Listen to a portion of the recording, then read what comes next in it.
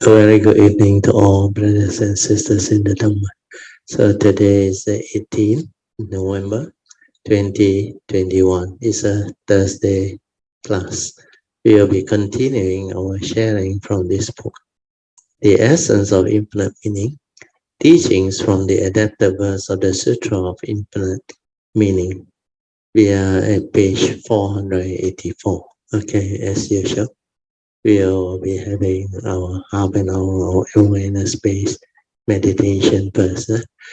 We'll off the light, then you can proceed with your awareness-based meditation. Just relax body and mind. Then after that, maintain awareness for as long as you can. Then silence your mind completely. Silence your mind completely. Don't try to know and don't try to do anything. The first three support for awareness-based meditation is very important. It's very easy also. First support is relax completely, body and mind. Just let things be at ease. Don't do anything. Whatever arises, just maintain awareness. Finish. The second support, maintaining awareness, is not to think. Whatever happened, just away. When thought arise, away. Feeling arise, away. Perception arise, away. Sankhara, movement, activity arise, away. Then your senses pick up anything upon contact. You become conscious, away. When you are just aware, you don't think. Then you maintain the awareness until it stabilizes. If you can do that for a while, then the mind will settle down. Whatever mental hindrance that you have not rooted out or managed to root out or clear because of your lack of spiritual faculty stability, you can root it out. You can actually cause the whole activity of mind to slow down by just following the first three support. When you relax, you don't think, you let things be. When you maintain awareness, you also don't think. Then third support is to allow this awareness to stabilize. Means maintain the awareness for as long as you can until the mundane mind or the thinking mind slow down, and finally cease. Then you will be able to have that clarity of mind, the silent mind. That is your true mind. Without thought, the awareness nature will be the final product. Means your mind has returned to its original state before the thinking arises, before sankhara activity arises, before the mind develop perception activity. So all this, as you go through the training, you will develop more and more understanding. So the main purpose is to develop awareness within. The awareness within is your true mind, your silent mind. And that one has got no thought. That's why when you can realize that mind, you will become different. You will become heedful, aware, with clarity, without any mind movement. There's no duality, no mental states, no thought movement, no activity. It's just aware. And that is your true mind, which is also your meditative mind. So use that silent mind, your true mind and your meditative mind to develop the understanding. Meditation is just to observe silently without thought. to be aware of the moment so that you can see things as they are. You can insight into phenomena and awaken. Then through this observation, you will come to understand clearly who are you, what are you, leading to self-knowledge. Then you will have a clear understanding of what that mundane mind is, what that form and mind is, that how we function as a human being. Then you can see clearly everything that arises. There are causes and conditions behind. Then you can see, like what the Buddha explained, the whole world is a phenomenal world of consciousness. They are all dependent, originating, condition, arising, causal phenomena, not a permanent, unchanging entity that you can cling onto, hold onto, grasp onto, and say, "This is me, this is I, therefore all this can be mine." So, under this awareness-based meditation, we develop the training of the mind to be aware, to undertake the observation, the development of wisdom and understanding. So this is basically a short summary of what you need to know. Then after you have developed the stability of this awareness nature, then you can go into the proper meditation, means how to actually make use of the awareness nature to meditate, to observe, to insight into phenomena, to awaken, to develop wisdom and understanding. So all this will arise. And finally, the fourth support for those who have already done it, stabilized awareness nature and has become quite conversant with this awareness-based meditation, then you can develop the fourth support, which is trust. Trust your true nature to do the meditation. Do not interfere with the thought process. Just allow the nature to move, to activate whatever part that it wants to activate. Then the awareness nature will understand, will develop the movement. Then there will be a lot of changes and transformation within. So during that time, if you can stay at your heart area. Initially, it's at your meditation object. Stay there, because that is the familiar anchor that you can have.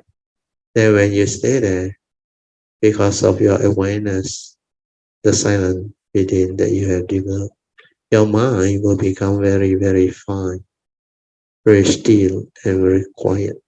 Then that time, your object of meditation also become very still, very quiet. So when that happens, it means your mind is about to enter sati. Then when mind enters sati, everything you do is in sati. And the movement is like magnified. Then when you come out of it, you will understand how your awareness and your activity, they move as one. How your awareness and all your thought process, they move as one. How the specific phenomena awareness arises.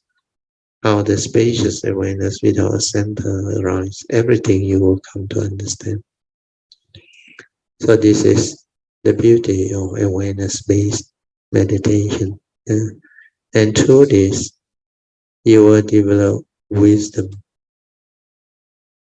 panya, awakening.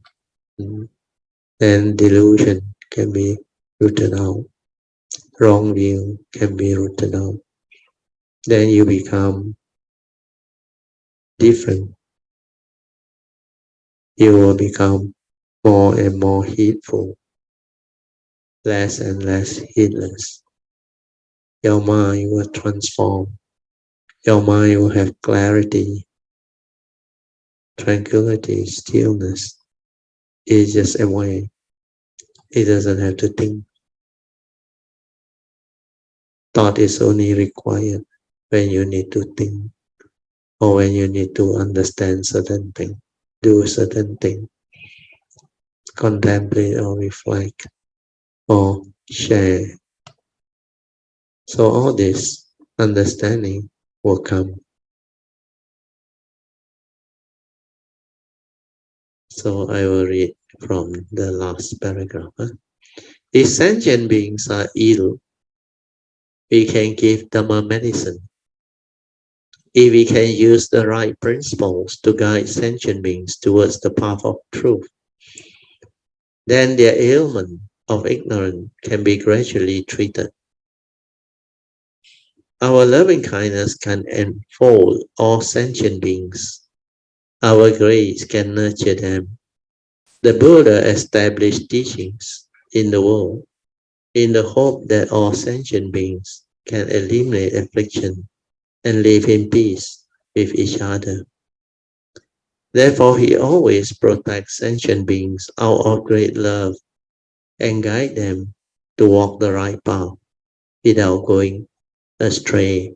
So this is just the explanation part, but to do it is not that easy, because human being has different needs and different character, priority in life. And most of them are not interested in the Dhamma or the spiritual teaching until they have problem, until for some reason or other they couldn't cope with life, or there's a deep yearning inside, a strong search for such truth. So it depends. But most sentient beings, when they arise in this existential world or conditional world of ours, they are more interested in doing the things that they like. They will be more interested in this aspect of life that give them power, give them wealth, make them famous. So all these are the common way of sentient beings. Seldom you can find someone who is suddenly interested in the spiritual teaching, in the spiritual aspect of life, in looking for truth, looking for Dhamma. So even though you may have the understanding, the awakening, but for you to share is not easy. So as stated here in the Sutra, is it our loving kindness can enfold all sentient beings. This is true. When you have metta, you can radiate. So that is just one aspect. Then, of course, our grace can nurture them too, because you have goodness, you have kindness. They feel happy when it's in front of you or when they are with you. But it depends.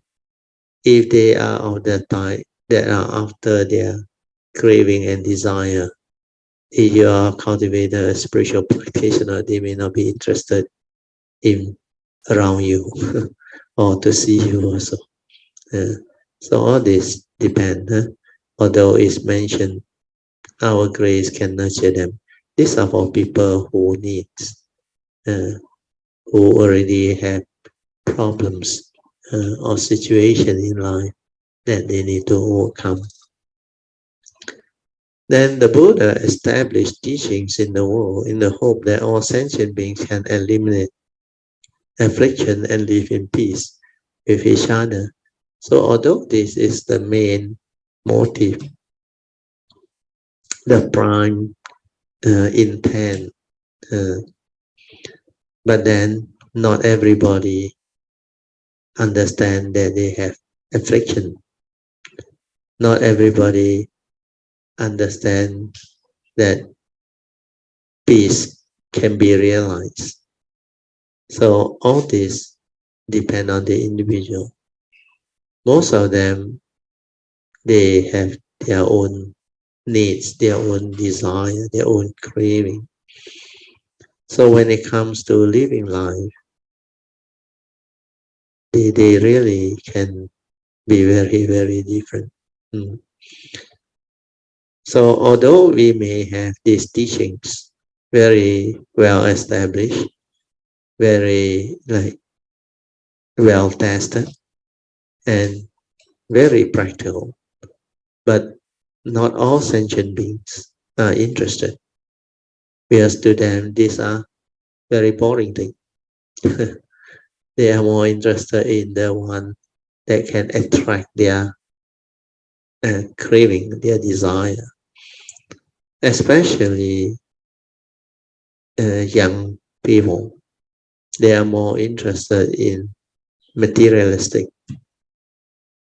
success, materialistic well-being, and possession.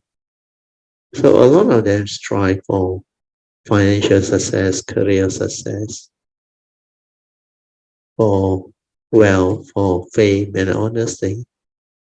So normally they don't have time to think of understanding spiritual teaching or truth. Uh, this one only happens when they are faced with problem or situation. Sometimes when they are faced with problem, you want to teach them the Dhamma or the truth. They are also not interested. They just want you to solve them. Yeah. You can be like a doctor and say, okay, prescribe some medicine for me or cure me or do an operation on me or do what you think that can heal me. Apart from that, they are not interested. Then when they recover, they go back to their old way. Mm. So to do this work is not easy. Then I read on. Maybe we can from here develop more understanding as to how to actually do this work. Therefore, he always protect sentient beings out of great love and guide them to walk the right path without going astray. So this one is all the great beings and cultivators uh, high ideal. Of course, their intent is they want to protect sentient beings out of love and compassion and guide them to walk the right path without going astray so that they'll have the good life. But not everybody is interested in walking this spiritual path. And that is the biggest problem, stumbling block, or era where civilization progress very fast, is especially this era of ours. Because there are too many of these things that lure the senses of living being. The level of sensuality and the availability of this highly sensual type of materialistic life or world make it almost impossible for the younger generation to ignore. Everybody is thinking of making money to have all this, to enjoy their life, to have the good life and all this thing. So this is what happened to the world. So at times I look back, I was thinking why the Buddha came during that period. Because that period, life was more slow. People are more philosophical and more spiritually intent, where there is not much attraction or civilization's advancement to lure them and all this thing. Relatively less.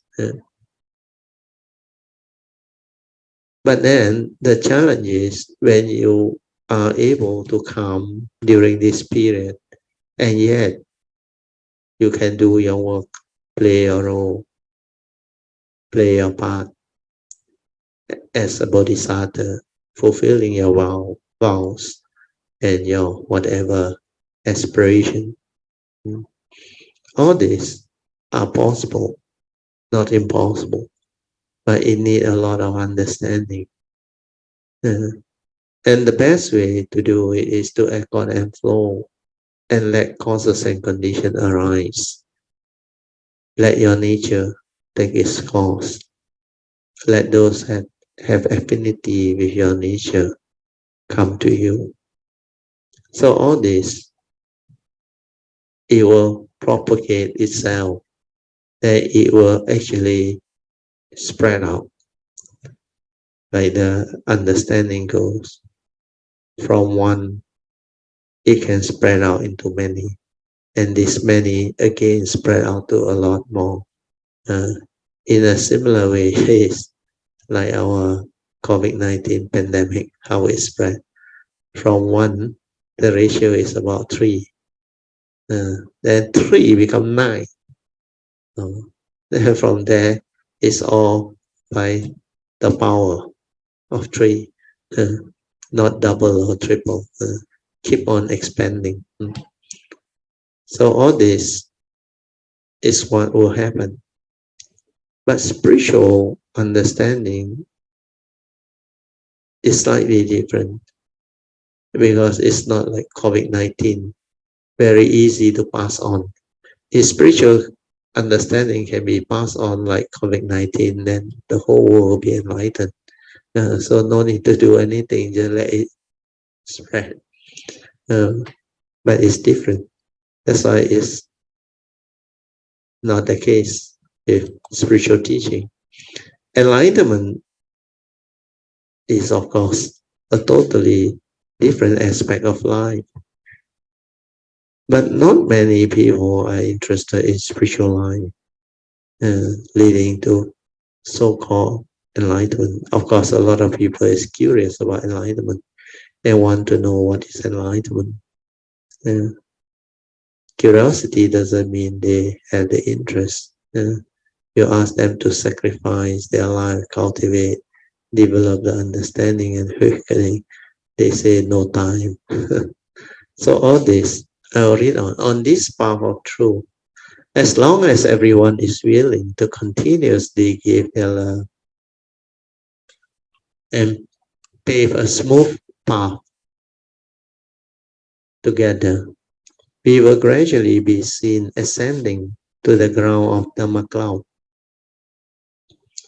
The 10th ground, the ground of Dhamma cloud, is a state where we can reach any place in the universe, unobstructed by any material thing, and benefit both ourselves and others.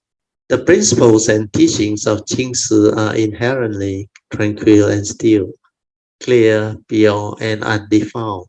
So these are refer to our true mind or true nature, which is inherently tranquil, still, with clarity, pure and undefiled.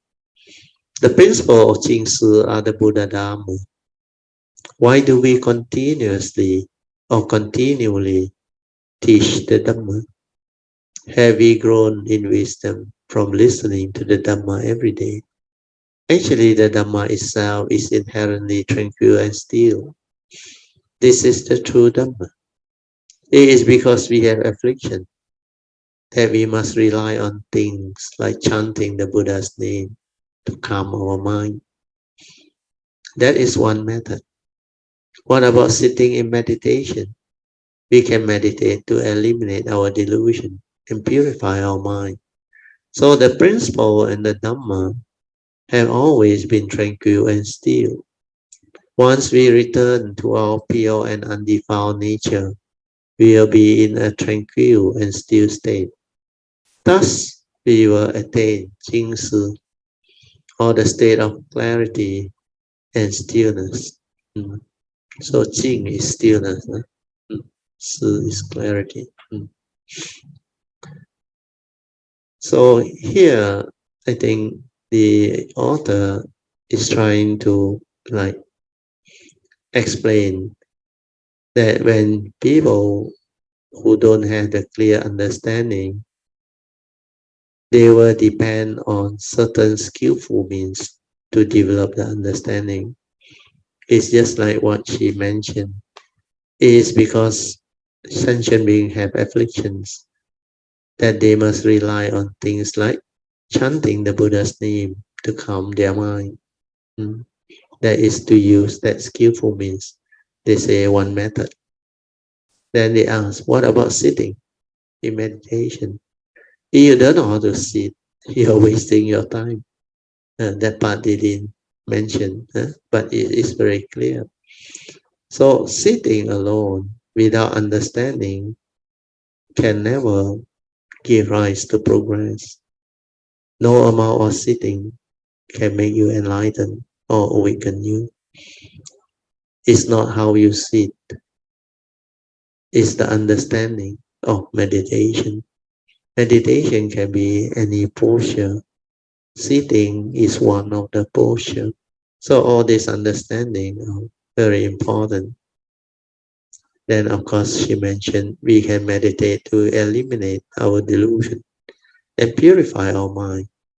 So this word meditate is a very, very like unexplained word where everybody assume you meditate then you will become enlightened. Just like here is it, you can meditate, you can eliminate your delusion and purify your mind. But what is the meaning of meditation? What is meditation? To develop what? To realize what is not explained. And what is meditation? How to start? Also, people don't know. Meditate with what? If you meditate with a thought, you are dead. Thought-based meditation. And most people start from the thought because to them it's very logical. How to meditate? Teach me. Then to meditate, you must have a mind, which is normally your thinking mind, your mundane mind.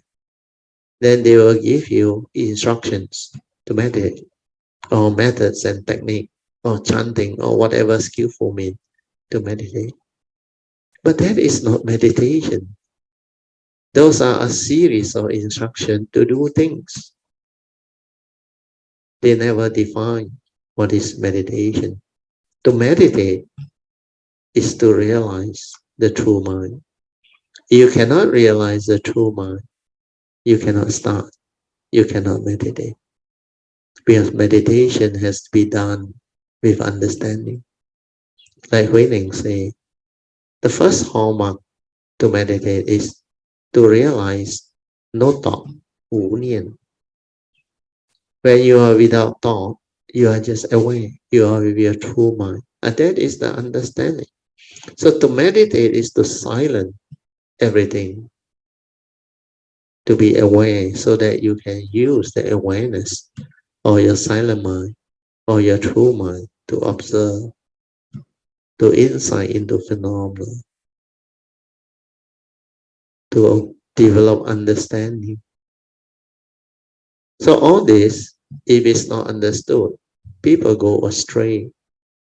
So meditation needs to be understood before it can be properly carried out or developed in the correct manner. And a lot of people who don't have the understanding, they are trapped in thought-based meditation, in methods, in technique, in all the various type of series of instruction, developing into skillful means and all those things. So all this, if it's not understood, can lead to downfall. Then people become gullible. People who don't have the understanding, they can be lost in that process of so-called meditation. Because if you continue to use your thought to actively do the meditation, then all this become thought-based meditation. Then how can you realize a state of mind that is beyond thought, beyond mind, which is what the Dhamma is all about? That's why you have to pay attention to the Buddha's teaching. The Buddha very clearly defined to us what Dhamma is. And to meditate is to realize the Dhamma, the truth. And what is Dhamma? Under the salutation to the Dhamma, the Buddha says, Swakato Bhagavata Dhammo. Well expounded is the Dhamma by the Buddha. And what are the characteristics of this Dhamma? The Buddha said, this Dhamma is Sanditiko, Akaliko, Ehipaseko, Opanaiko, Pacetang, Veditabo, Vinohiti. So if you understand this, you will understand what Dhamma is, and you will not go wrong. What is Sanditiko? The Buddha said this Dhamma is Sanditiko. It can be realized in the here and the now. If it's promised to you after death, that is not the true Dhamma. But that Dhamma is not Sanditiko. So, Swakato Bhagavata Dhammo, then this Dhamma is Sanditiko, Akaliko. Akaliko means the Dhamma is timeless, beyond thought, beyond time. If the instrument you use to meditate is thought, then how can you realize a state which is beyond time, beyond thought? That's why you must silence your mind and use the instrument of awareness to be aware, to develop understanding, to realize the Dhamma which is Akaliko. Because when you are just aware, there is no thought. There is just that nature, aware. So the awareness nature, without thought, is timeless. Yeah, without thought, there is no thinking. Thinking is psychological time.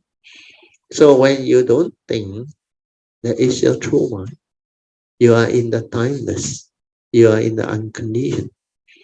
So that is the only instrument that can insight into phenomena and awaken, that can see things as they are and awaken, that can observe silently, choiceless awareness to awaken, to understand the truth. So all this understanding is important. If you are not able to develop it, then you are wasting your time. Then not only that, the Buddha said, this Dhamma is also ehipasiko. Ehipasiko means it is a truth that stands up to investigation. You are welcome to investigate into this Dhamma. But it's the truth. It will stand up to investigation. So these are the first three very powerful characteristics. Sanditiko, Akaliko, Ehipasiko. Then fourth one is Opanayiko. This Dhamma lead inward to our true nature. Opanayiko. Then this Dhamma is Pacetang, can be realized each by themselves, by the wise. So Pacetang Veditatbo Vinuhiti. If you have all these five, then it fulfills the Dhamma. If you don't have all these five, then that is not the Dhamma, the truth that the Buddha has taught you. So this Dhamma is Pacetang Veditatbo Vinuhiti, means it can be realized only by the wise, each for themselves. Nobody else can understand this truth. That's why unless you awaken your form of mind, will understand, otherwise you can't. So this is the reason why it's not easy to develop meditative understanding. It's not easy to teach meditation. You don't have such understanding. Chances are you can't teach. Technically, I mean, you can't teach. You can teach the normal type of meditation, like thought-based and all those things. The better the technique, the popularly accepted one. So all this, we need to develop understanding as cultivators so that we are not gullible, so that we can actually develop the correct understanding of what meditation is, and from there we develop it through an understanding. Okay, we go back. But as we interact with people, if we only focus on accomplishing the task, yet cannot let go of our default view of self, then we will still have attachment. This one is obvious. Huh? So we must make great vows and diligently advance. So this is important. Huh? That's why our vows are very important. Without great vows, we cannot be diligent. There is no force driving us, and we cannot advance. We can only make truly great vows if we give without expectation while maintaining a pure, wide open, and empty mind, free of affliction. Only when we are not being selfish or self-centered can we make vows as vast as the universe. Therefore, once we establish our vows, our resolve, we should make the great vow and work diligently to advance in our practice. These are the teachings and principles of Jingsi. So this is Tzu Chi's way. Huh? So they move by developing the resolve to make great vows and to work diligently to advance in their practice. The Tzu Chi school of Buddhism is a road of working with people. The aim of our spiritual cultivation is to benefit sentient beings. It was for the sake of sentient beings that the Buddha engaged in spiritual practice and attained enlightenment. After all, he was already enlightened, and his mind was already tranquil, clear, and undefiled. But because sentient beings suffer so much, he came to the world in order to give or to go among them and transform them. He manifests the appearances of being conceived, being born into the palace, and the rest of the eight aspects to demonstrate the process of attaining perfect enlightenment. This is how he revealed the cause of our spiritual cultivation. We call the Church's school of Buddhism a road to working with people because its aim and its cause are realized by going among people. It is among people that we will find infinite Dhamma. This is very true, infinite Dhamma. Where we need to expose ourselves to all the wide range of possibility of civilization, life, and existence. As we often say, wisdom is gained from experience. Any person can be a living sutra that we can learn from. I always mention the recycling volunteer as an example. Some elderly volunteer may be illiterate, but their lives are filled with abundant truths that we can learn from the path we have traveled throughout their lives. From the path they have traveled throughout their lives, to the suffering they face, and the way in which they give of themselves. These bodhisattvas are source of great wisdom. Even people who are narrow-minded and greedy and who have made many mistakes are also living sutras. We can see the cause and condition that brought about their suffering and the karmic condition that lead them to join Tzu Chi. This story can be very exciting and stirring. There are others who have enjoyed a life of luxury and were so arrogant that they create a lot of negative karma. There must also have been certain causes and conditions that lead them to Tzu Chi. Some people may have experienced tremendous suffering, but their hearts are open and positive, and their nature is to be yielding. and accommodating. Therefore, when they encounter Tzu, they are able to joyfully devote themselves to help others. In addition, those who are elderly and frail are often the most diligent, making good use of each moment and staying active to their last breath. In this way, we can see how everyone is a sutra filled with wonderful teachings. Thus, we say that infinite Dhamma appear in this world. Where can we find infinite Dhamma? Are they in the sutras or infinite meaning? Actually, all the teaching exists in our daily life. So this is true. Life itself is our greatest teacher. Encountering things in the world that awaken our mind is equivalent to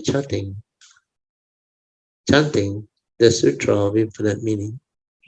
We all have a wise and awakened intrinsic nature, and the wisdom of our intrinsic nature is like a great perfect mirror.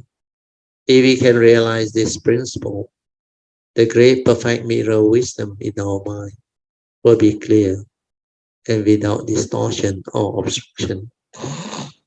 So these are very beautiful description of the practice. Because we are still ordinary beings, we inevitably develop afflictions under the influence of external conditions.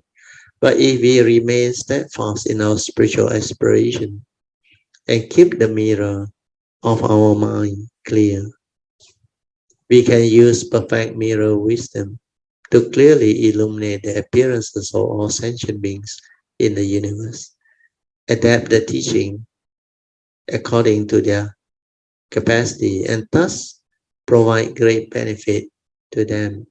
So to do this, you must have the Dhamma, you must have the wisdom, and you must be skillful. This is the wisdom of our intrinsic nature, because sentient beings cannot understand what the Buddha originally wanted to teach us. The Avatamsaka Sutta, he had to devise skillful means to teach and transform everyone according to their capacity.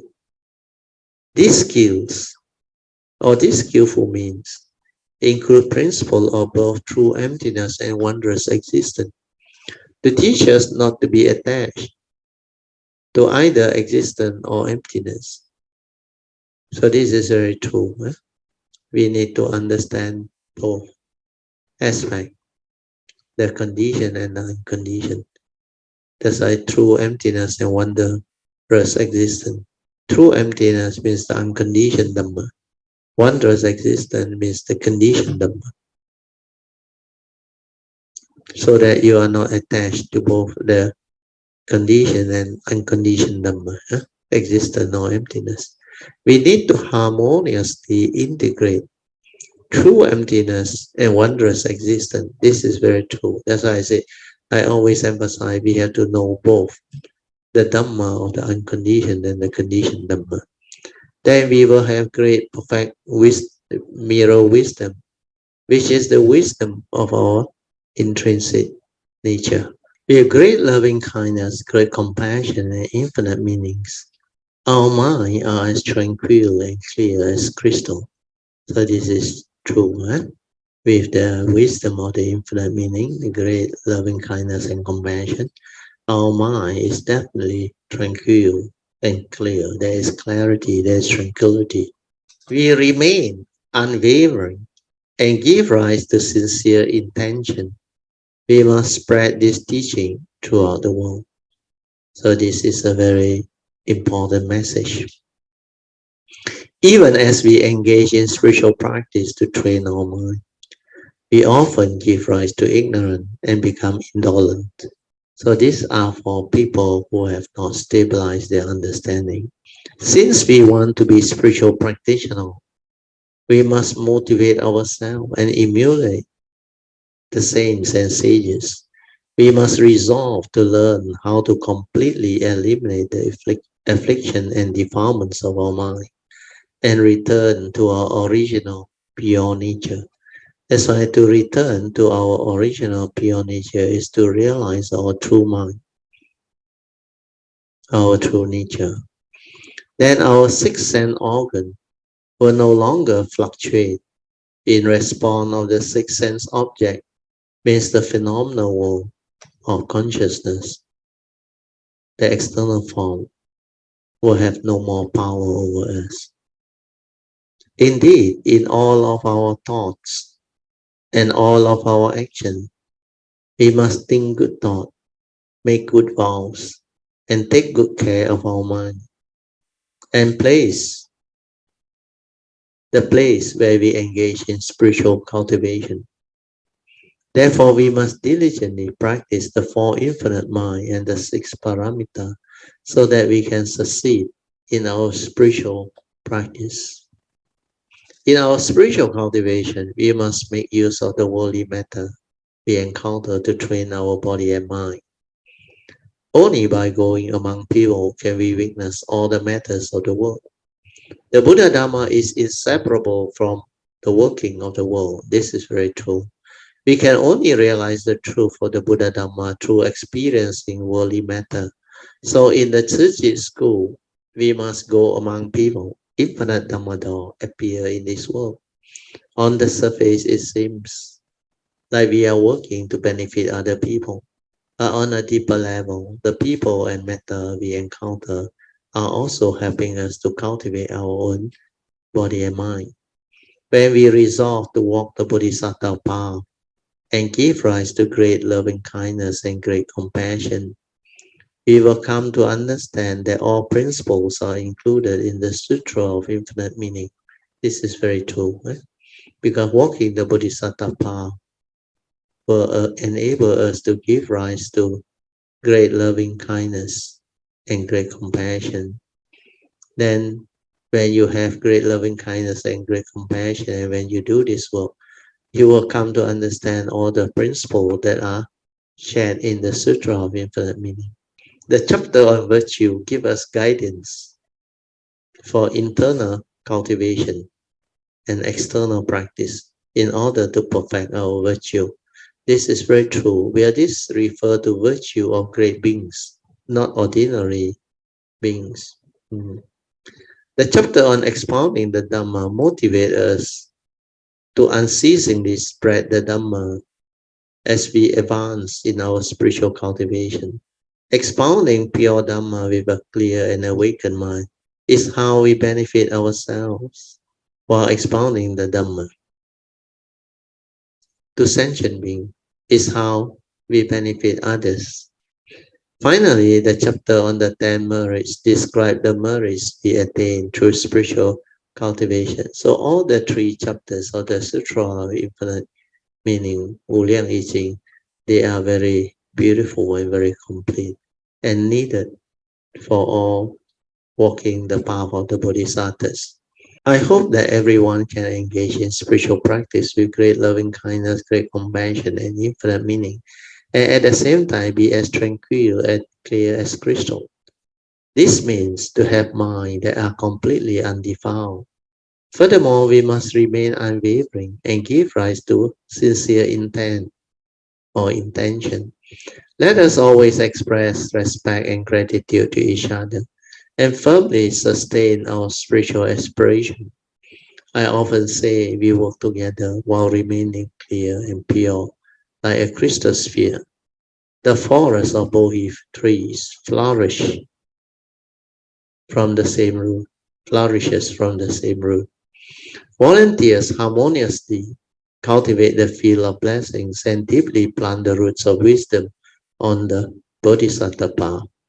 In order to unlock our wisdom and apply it as we devote ourselves to this road through the world, we must all form aspiration and make great vows together.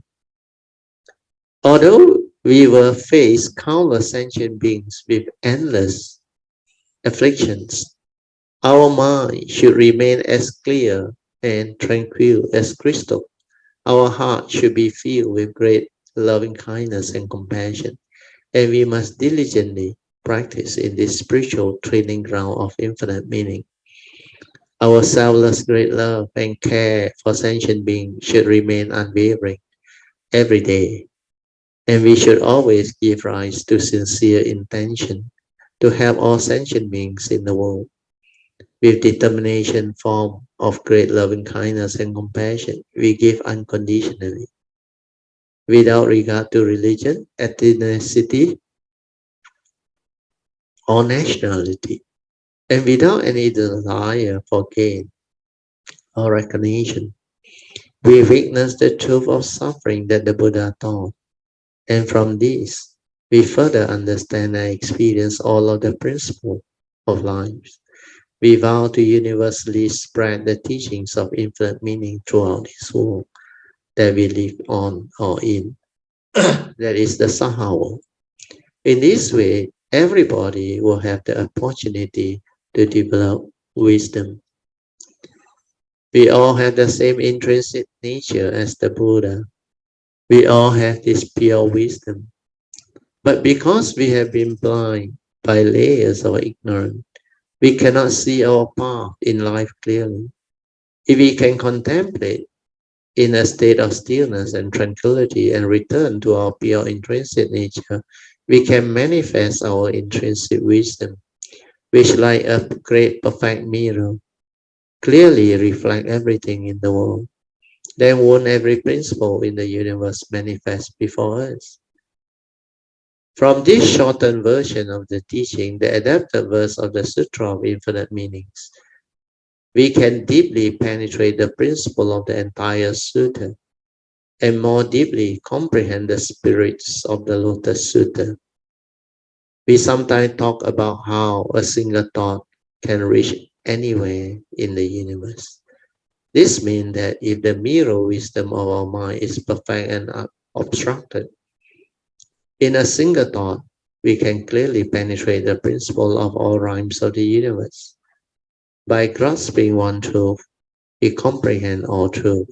As long as we are mindful, aware, we can comprehend the teachings of this sutta, the Sutra of Infinite Meaning. Yeah, no more. Oh, and already, yeah, finish, huh? Okay. There are some notes there.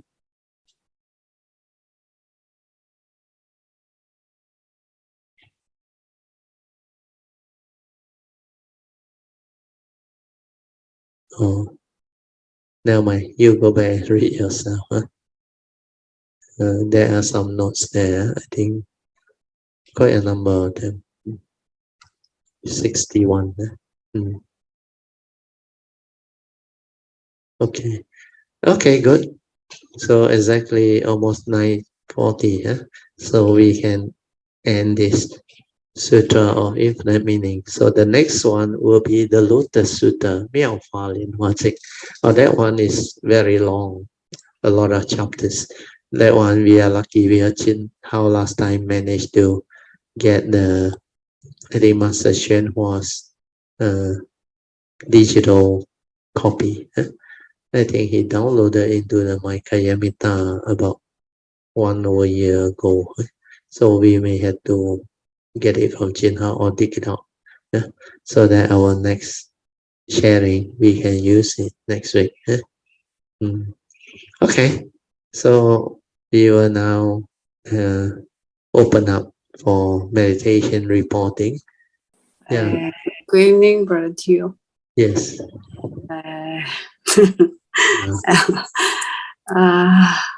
我想分享一下我的meditation reporting。可以啊，稍等。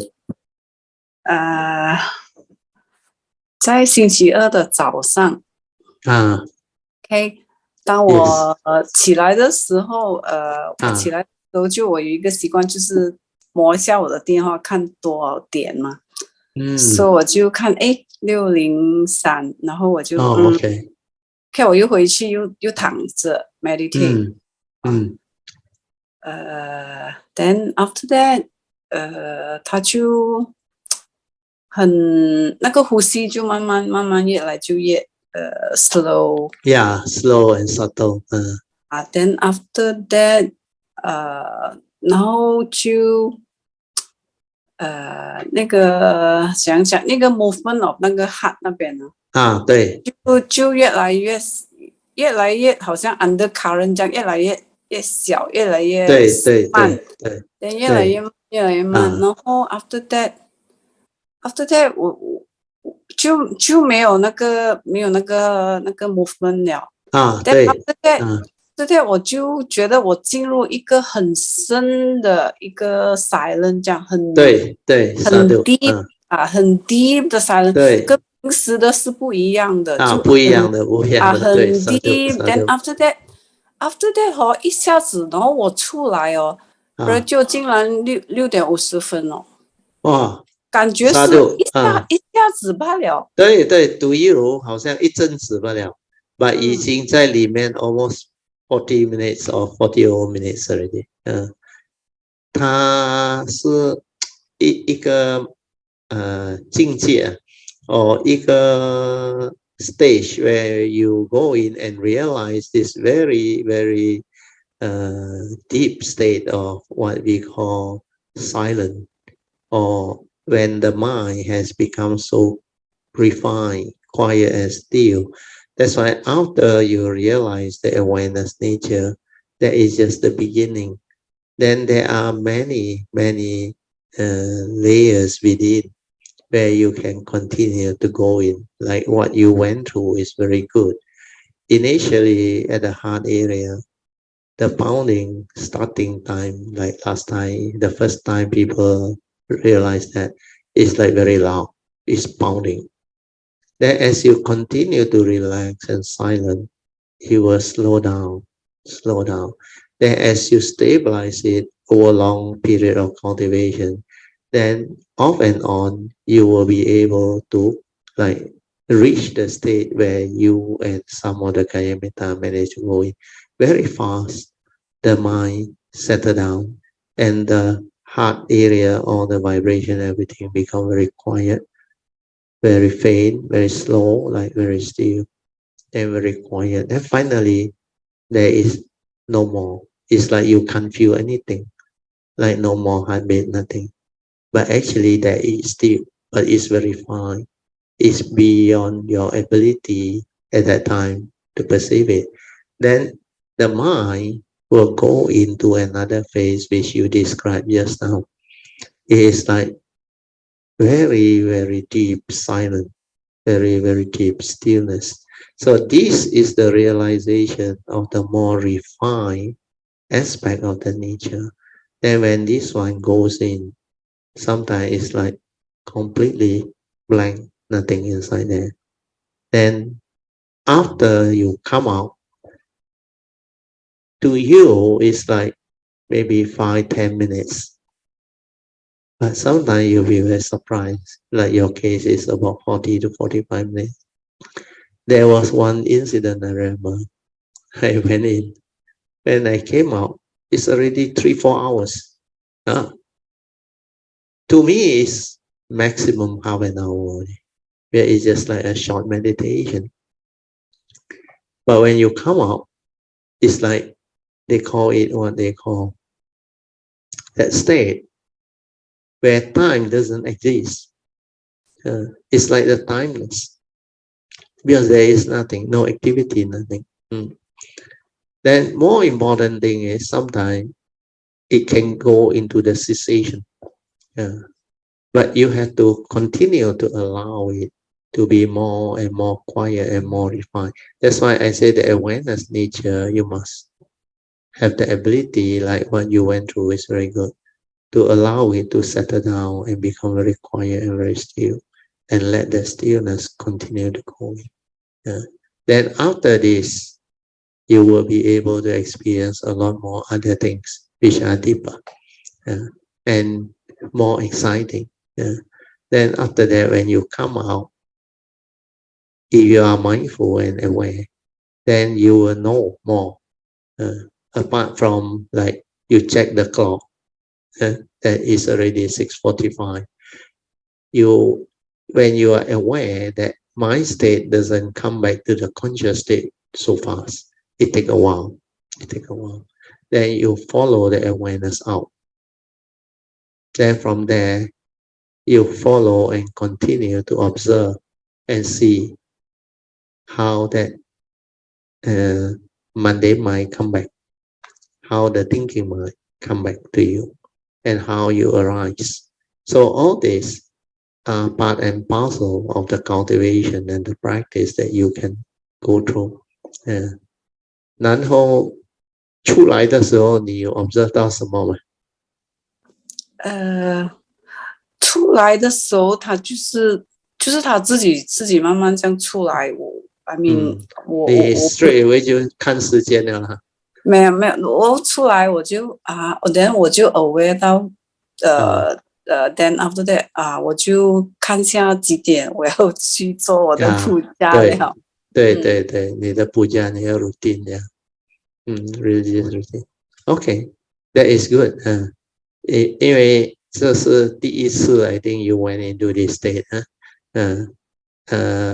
It's actually 40 or 45 minutes. It's not that long. It's okay.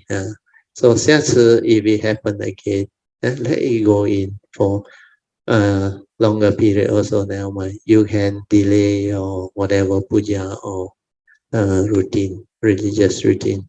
You just let it happen. And sometimes the mind want to meditate, let the mind meditate. Then after that only do your normal religious routine. And then you will be able to experience more. Because in this particular case, maybe because of your routine that you have set, your mind is like already that routine set. That's why it let you come out at a time where you need to go and do your puja and all those things, which is already a very good progress as far as meditation is concerned. For the mind to go into such state is not easy. Very few cultivators can actually go into that and realize that. So sadhu to you, Alicia. 还有什么吗？Brother，我发觉到最近就是好像比如说那天我家外面在砍草啦，很吵。对，我在家里面我就可以做我的普家来 I stay with my heart， 对，做我的普家，做完我整个那个 mind is very still， 不摇动的，and you can continue to do your thing， 就好像 meditation 的时候，你 silent when you are with your nature, the awareness there, it will continue to stay there, and you can just go doing what you want to do. Then in the midst of life, we can still maintain our awareness, means specific phenomenal awareness, despite what happened to the world. Sometimes, no matter how chaotic the world is, that's why they used to express this in very beautiful saying: in the midst of activity, there can be stillness. Then, in the midst of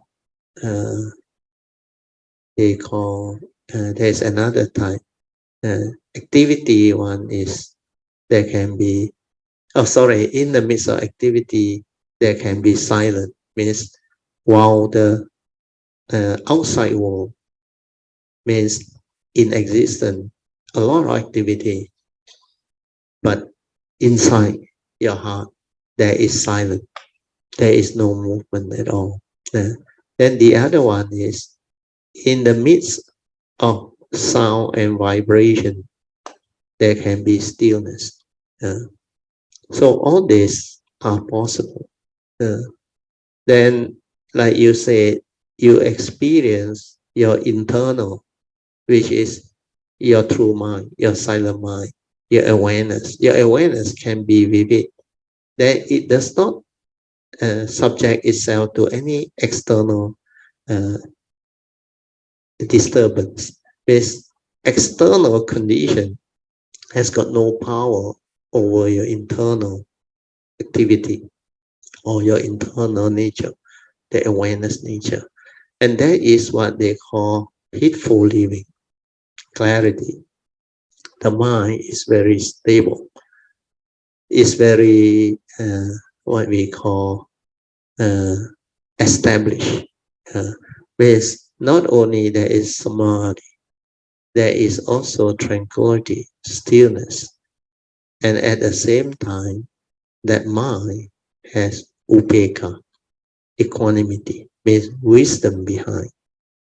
That's why all this become possible, and you will start to experience more and more of such happening. So sometimes out of your life, out of your house, when you are going to your office or when you are in the midst of doing your daily activity or chaos, you can also experience that. That sometimes for no reason, suddenly your nature inside there completely empty. There is no sense of even your existence, nothing. Then you know that is what anatta nature is. With the egoic mind completely disappear, and that awareness is so stable. The gap between the egoic mind or the mundane mind and that nature has been like taken down. That's why sometimes I stay there. Then my nature like have that understanding completely without anything. That thing is completely without anything. Although the awareness and the what they call the knowing part, they are still there, established, very close. But in that state, my nature know completely there is he know you, he know me, no egoic mind, nothing, completely. That nature itself is completely empty. Yeah. So all this can happen. Then when you move, when you act, when you establish yourself in life, that nature move. That nature create its own movement and understanding. That one is the most beautiful. If you can experience all those, then you will know what this so-called Dhamma is all about. The unconditioned and the conditioned. The two are different. But with the understanding of the unconditioned connected to the form and mind, the human being, life can become beautiful, wonderful. That's why wondrous existence. Whereas the understanding is the emptiness understanding, the true spiritual understanding of the unconditioned. That's why just now in the Sutra of Infinite Meaning is mentioned, realizing true emptiness can lead to wondrous existence. So these are the shift that the form and mind can experience after you have developed the meditative understanding and the awakening and the ability to go into this deep layer of mind to experience that nature. That nature got many, many layers and many, many, I should say, very tranquil, very still manifestation. Of course, finally is the oneness nature, nibbana and other things. But as you go through your cultivation, you will experience them all.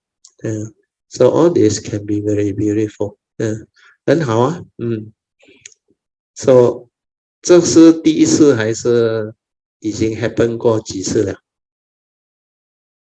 The external doesn't affect you. 因为我最近才发觉到，怎么这样子的 ，you know， 全部东西就是来，yeah， 它是给你了解 ，yes， let you understand that this is possible, which is very beautiful. So sadhu to you, Alicia， 很好啊。Sadhu Brother Actually， 我觉得哇，这样 amazing 的。Yeah, that's why that Dhamma that you realize, that meditative experience that the cultivator realize is very amazing. 真的很奥妙，very very amazing. Sometimes you can't even talk about it or describe it because people won't believe, won't understand. What is all this? They may think we already up there, not right already, cuckoo already. So how can you experience such mind state, such ability? With the normal human beings, to have a moment of peace is so difficult to them. To not think is like very, very impossible, completely like impossible to them. Because I have one classmate, I remember he told me, he was my engineering classmate, Sivan. He said, how can you don't think? Is it? I said, you try. Don't think, silent everything. He tried, many times, cannot. He said, crazy. He said, where got don't think one? Cannot stop on this thinking, is it? You don't want to think also is there. Oh, he become like that now. Well, he has problem with life. He has this panic attack, and he has this phobia, and also, of course, depression and all those things.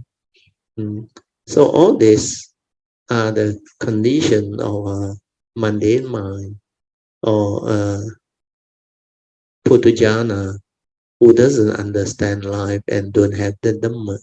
So they are in constant heedless mode of thinking, fear, worry, anxiety, and very tense up. Like a lot of things to worry about, to attend to, and throughout the day, like not enough time, very tired. Whereas as spiritual cultivator, practitioner for us, these are so common, so easy. Tranquility, stillness, calmness, all this special mind state, we experience them very often, and they cannot understand. That's why heedful living and heedless living is world apart. The mind of the enlightened being cultivator of the way is so different from the normal human being who has yet to train the mind to develop the Dhamma understanding and the cultivation. Completely world apart. They can't even have one moment of stillness or calmness or peace within. Space within thought doesn't exist to them. They can't even stop the thinking. They have to depend on drugs. They have to take tranquilizer and all those things. So it's so different. So as kilometers who has the understanding and the ability to meditate and to develop all this understanding, we should actually thank our good karma, rejoice with our good past that enable us to have such causes and conditions to receive all this teaching and understanding and able to experience them while we are going through life. And this is really beautiful. That's why 很奥妙. I agree with you, Alicia. 是的，Brother Bill，真的很感恩，因为我第一次接触佛法就遇到 Brother Bill。是咯 ，That's why 你算运气很好，因为你前世因了。因为 it just like they say 一进去就 strike the right one 哦，就好像没有理由会中标了一丢下去那个打就准 strike。So that one very rare because there is also in the past your life is such you never mislead people. When I say this means in the cultivation sense, means you meet the right one very fast. Then once you meet the right one, you establish the understanding. Then when you share, you teach, you also teach the right thing. That's why you don't have that coming possibility to go wrong first. Whereas a lot of other people, even including Brother Song, their past life, they promote certain type of meditative training and teaching without understanding, become gullible. Then this night they come, they also went through all those things. That's why whatever you do, you reap what you sow. When you come, because you cause people to deviate, become gullible, you also go that way for a while. Then finally, when your causes and condition come back, you will find your way back. For you, it's very unique. You go through depression, then with that straight away, like jackpot, straight away you strike the right dot. You should thank Vincent and the wife for actually helping you to bring you to see me. They came and talked to me many months before you come. I say, if you are willing, then it's okay, no problem, let her come. But provided she wants to come. Oh, then I remember after that, for 3 months, I didn't hear from them. Then suddenly one day, Vincent called me and let me know that, Brother, this Tuesday, she is coming with her husband. That time I don't know who are you. Then Freddie and you came. But the moment you enter my house door, I can sense your fear, your depression, your negativity, your affliction, all very strong. You always look at the floor. You dare not look up. There is like no light inside you at all at that time, because full of affliction, suffering, because you have been in depression for so many years that time. But that night very strange, It's like you have all the conditions. My nature like Neil, straight away I talk about the Four Noble Truths. I focus on the first and second Noble Truth. Then in between the sharing, I saw you, without you knowing it, you smile. Like first time you have joy in your heart for a while. Like you can see the light at the end of the tunnel. Because for so long, nobody can tell you what you went through. Then suddenly in my sharing, the first Noble Truth reality, everything that I mentioned there, you experience them. You can relate to them. And when I say the cause of suffering is craving, attachment, when you want things your way, which is not nature's way, and that constitutes selfishness. That constitutes emotion, anger, hatred, delusion, all this. Then I went on to the third Noble Truth. Suffering need not be. Suffering can end. But you need to have the Dhamma. You need to cultivate.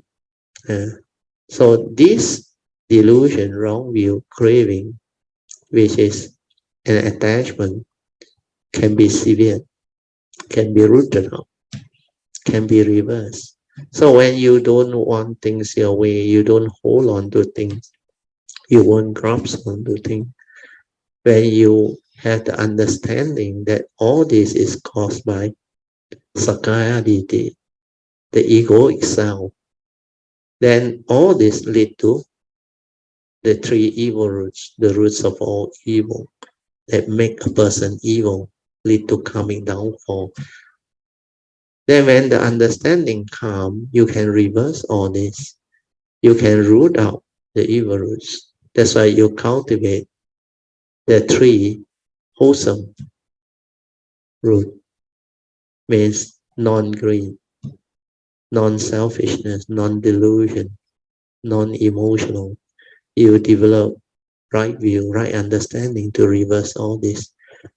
So after that sharing, I remember you start to like develop the interest to come. Then you also have affinity with Kuan Yin and some of the great beings, I think. Because of that, very fast you understand, and then you chase after Suyan for the talk. That was the turning point. That time you were very, very diligent. That's why all these things become possible. Then you start to recover over a short period of time, a few months, I think you start to recover. Then you start to develop the understanding and the joy, then you turn your life around. Means you are able to connect back to your wholesome karmic inheritance from the past. So this line you have to go through all this because these are your karmic debt and also your karmic what they call obstruction that you had to go through. You had to experience. That's why it took you 16 years. Not easy. But luckily your DNA was good. Otherwise, no need 16 years. Even 3, 4 years, 4, 5 years, they say the stress and the mental. Most people cannot take it. They develop cancer and all this. And what your DNA very good.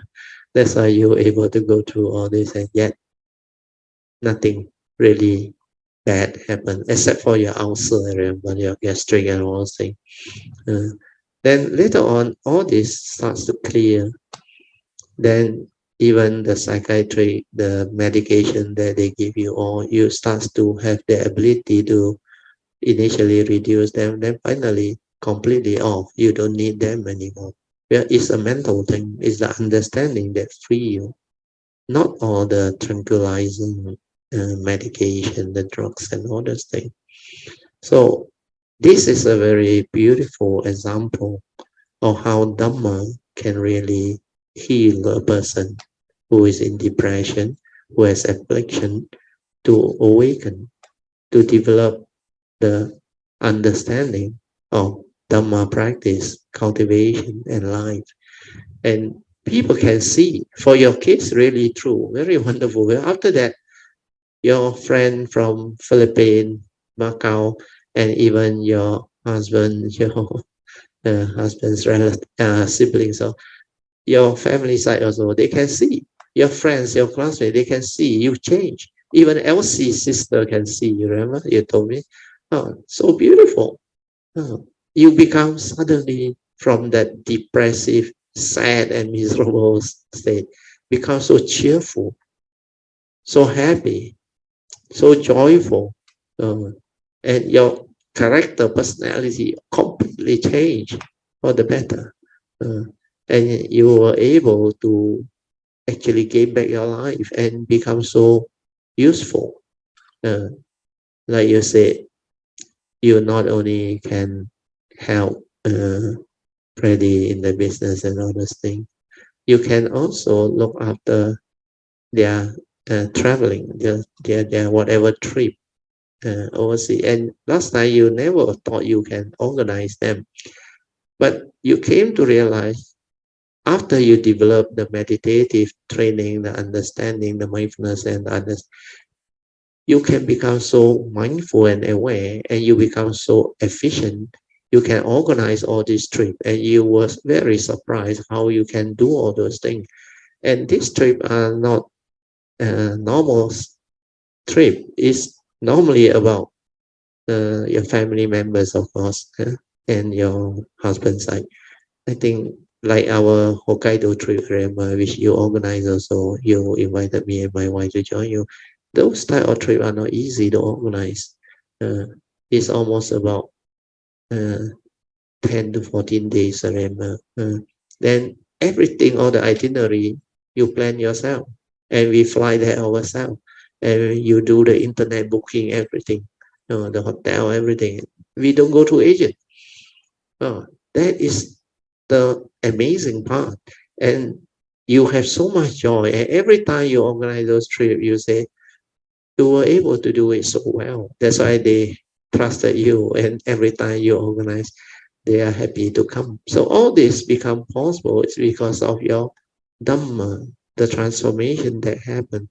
And so far, your case is the most phenomenal and amazing case of all the many that I have helped and actually develop the understanding to transform their life. You are one of the very few that continue to develop this understanding. Well, there are quite a number after they recover, they forget about the Dhamma. They go back to their old way. Then like recently there was one, it hit back I think second time already. Then this time I reminded him. I say, you better remember, after this, you better continue with the Dhamma way. Don't go back to the old materialistic, heedless way. Otherwise, this thing will continue to haunt them. It will not go off. So all these are very beautiful and amazing sharing and experience. For your case is really something so amazing and wonderful. Okay, Alicia, sadhu to you. Yeah, sadhu to 感恩。actually，其实要把这个药拿掉是一件非常难的事。Yeah，不容易的。真的，真的。我真的是很感恩啊！如果没有这个佛法，我做不到。不敢想象我的人生怎么样。对，很多啊，那些 patient 啊 ，they try to stop the medication 啊，给那个医生骂到啊，哎呦，那个 recurring one 啊 ，recently one 啊，他 I think finally Dr. Yanta 也帮他啦。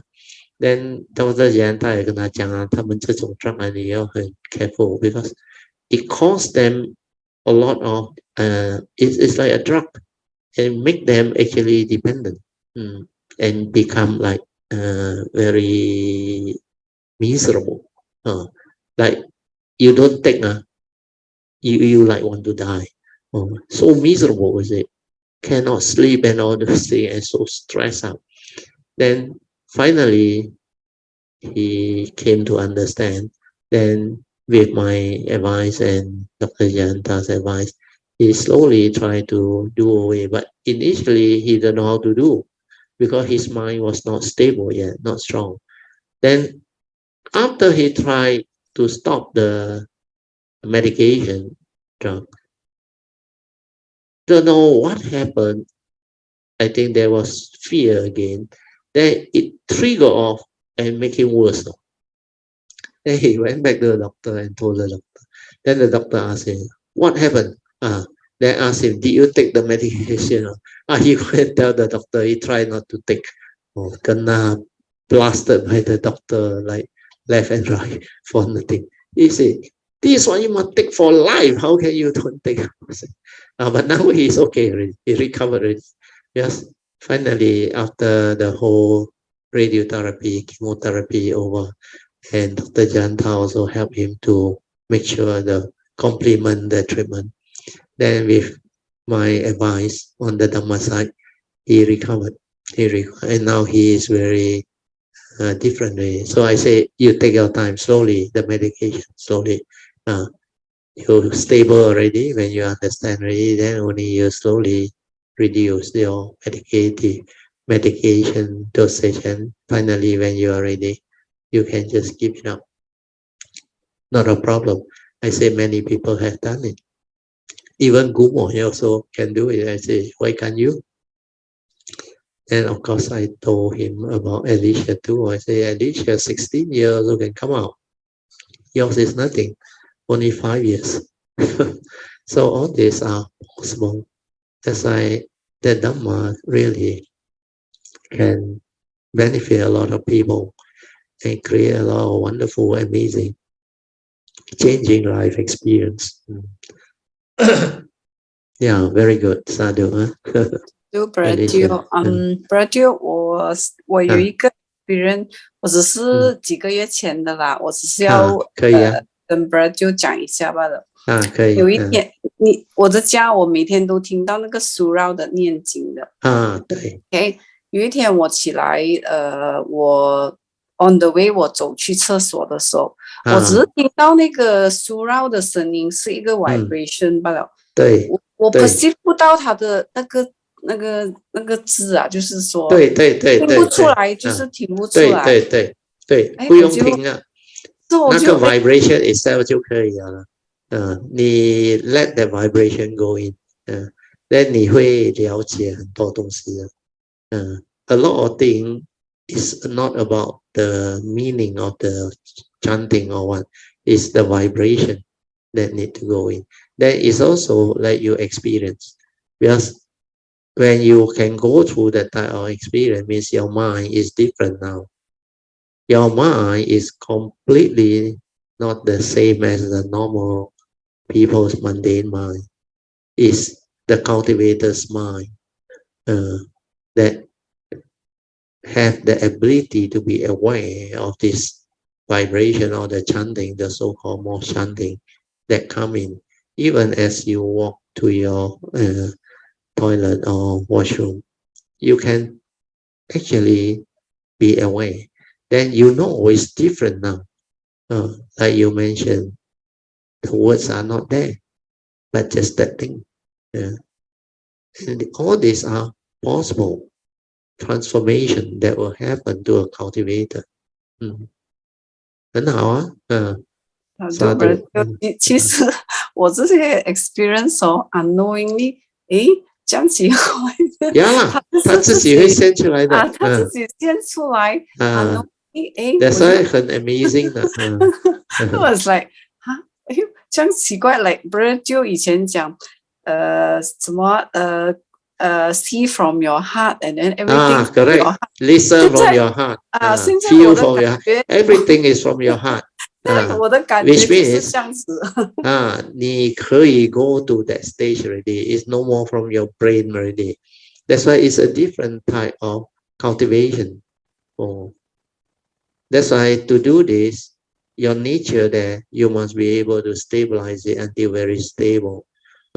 Then you can do everything from the heart. Hearing, seeing, smell, taste, everything from the heart. Your nature is always there. Then when the lightning strike, you can be aware that. Of course, I always use the word you stay there, but actually no sound. Your awareness is there at the heart. At the heart, is just aware. But this is where your nature is. When you are there, you don't think. You're just aware. Of course, after that, the memory will try to perceive and think and give meaning. But if you have the Dhamma, the wisdom, Yoniso Manasikara will surface. The Dhamma, the wisdom part will surface. And it will prompt you. Sankara Anichang, Sankara Dukkang, Dhamma Anatta. Then everything, 一切有为法，如梦幻泡影，如露亦如电。So all this will surface. Then the understanding also will surface. Only mighty nature rolling by. He no you, he no me. The phenomenal world of existence, consciousness, come and go, come and go. He no you, he no me.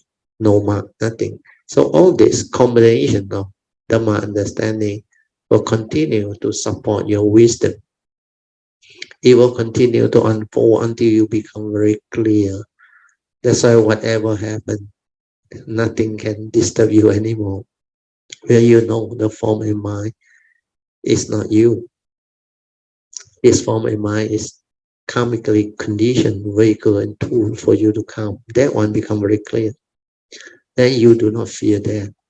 Anything can happen to this form and mind. Nothing will happen. That nature is that nature. The consciousness is the consciousness. No mark, nothing. So very clear. And the beauty of this understanding is not from the thought. It's the understanding from that nature. And the nature is the unborn. The unborn is the undying. Because it was never born. That's why it's the deathless element. It's the oneness nature. And that nature you cannot claim ownership. Because it's also anatta. It's non-self. It cannot come out and live life. But the being that has the understanding of it is wonderful, beautiful. But that is the ultimate oneness nature, the true nature, the original nature, where all living being or humanity or living being share the same thing. So all this understanding will be there, and it will become more and more stable, more and more beautiful. 很好啊，Sadhu. Alicia. Sadhu Bradil，还有个种 Bradil， 我想讲的是，就 continue 讲那个该无量易经，不是有提到我们要很积极的去做是其实在我 experience 这个，就是我买那块地。从我买那块地到我做，从一步一步这样子走来，其实我在训练我的心在成长。对，因为只有通过这个磨练和忍耐啊，你才会把你的心越磨越强，越磨越强。就是我的 explanation 强的是，就是没有这样容易被打倒啦，就是。对，就好像以前宣化上人讲咯。他说越磨越光亮，光亮更要磨，磨到入处佛现处本来佛，那个是最漂亮的。他说正道才有磨 ，is something like if you cultivate the true Dhamma, initially the Mara will come and test you. 在正道才有磨。I forgot the whole saying. It's very beautifully worded. So that was about 1987, I remember. 40 over years ago. So he expressed it in a very beautiful manner. He said something like more you more. I forgot already. I cannot remember. When I remember, maybe I will share again. Too long ago. But just now the end part is the same. 越磨越光亮，光亮更要磨。Then 现处本来佛 something like that. So a lot of things is like you experience and you go through with your patience. 忍耐跟磨练。Then like the 无量易经讲的 step by step, the cultivation will progress and it will show the result. And the Dhamma will unfold, which is very true. For your case, is the same. After you bought that piece of land, because you're very sincere and you really want to do something for humanity, mankind, and nature. So that piece of land actually can do the work, can serve the purpose. And it's a beautiful piece. Virtue, 是因为一般的人不会去吃苦的。对。因为我的 niece 跟我讲如果我是你，我每一天去咖啡喝茶。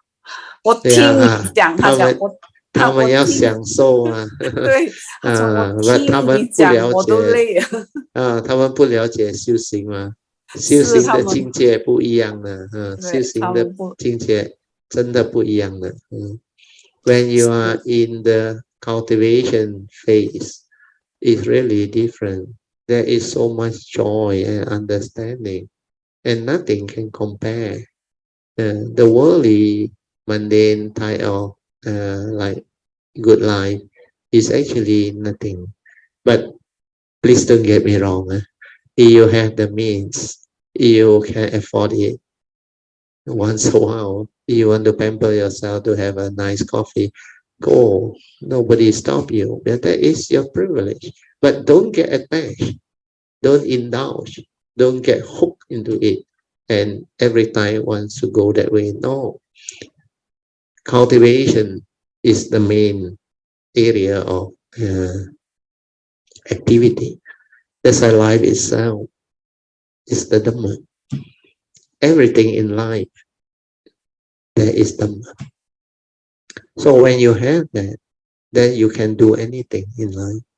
You can have the good life, no problem, because everything is Dhamma. You can go and have a nice coffee, a nice dinner, but you will know what to do. You will know how to really live it, experience it, and see the pristine beauty and wonders of everything that you experience. Yeah, these are the civilization that has the possibility. And when there is condition to have them, why not? But when you go through cultivation, that phase, you will become very different. You will not touch others' things. You will sacrifice. You don't even think about it because it cannot compare. But after you finish your cultivation, when you are in your third phase of Dhamma or Pativeda, then you can combine with that. Then you go back to life again, normalcy again. Kansan, Yususan. At that phase, you can have that complement whatever you do. So at least you go through one. It's the second phase, cultivation phase, and what they call uh, uh, beginning of actually third phase. Beginning means that I still move into cultivation and experiencing the friction of the hard work and other things, and still continue to walk the way and develop the cultivation. So all these are possible and very beautiful. So very good sharing, huh? Alicia, 很好. Do actually compare 我的 mind state 跟以前我发觉到以前很多的埋怨，很多的不。可是现在他就很甘愿做，而很欢喜的受。对，哇，那个 joy 哇，我讲哇，这么大的分别Yeah, without Dhamma, 很多埋怨嘛。You complain a lot one without Dhamma. Why must I do? Why these people don't want to do? But with the Dhamma, you willingly do. You are very patient, very calm, and you do with joy and understand. This is what Dhamma is all about. You sacrifice. When you sacrifice for humanity, for your children, for your family members, for the world, you feel joy. It's not really sacrifice. It's your perfection, your cultivation, your ability to actually do all this. Sometimes with this type of understanding, you can go very far, but normal people cannot do. That's why when I was young, I naturally has that. I like to help people. And a lot of outside people know, they know this boy is different. I can just go and help my neighbors in my compound where I see people need help or what. I will go and help them saw their firewood and all those things, chop their firewood and all that. I overdo it. Then sometimes when my mother wants to wheelbarrow things from the sawmill or what the sawdust, I will go and help, and I like to help. Then Gotong Royong, I like to be the first to be there. And we enjoy doing all this because this is what I actually inherited from my past. And I just do. That's why my household work, among all my 9 brothers and sisters, I'm the one who manage most of the household work. My father's shop, or I open the door, I close the door, I clean the furniture, everything. Then I have to sell medicine and all that. I do a lot of things. Then even the bedroom that we share, 8 of us, I think, share one small room with an elevated bedroom. Every day after they sleep, all the no comforter, blanket or whatever, all haywire. Nobody go and put it back in order. I will go and fold them and put it back in order. So there were many things that I will do. So like you realize that one is really Dhamma. Before you had the Dhamma, you complain a lot. Mayan, in English is what Mayan. What is the English of it?